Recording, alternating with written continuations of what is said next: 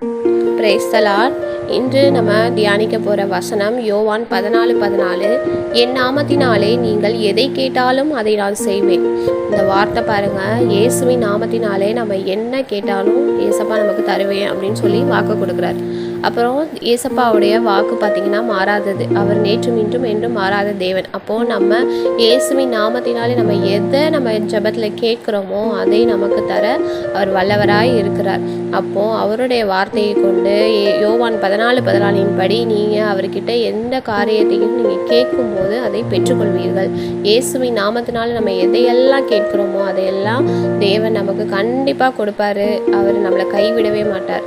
தொடர்ந்து இந்த வார்த்தையை நீங்கள் விசுவாசித்து அறிக்கை செய்யுங்க.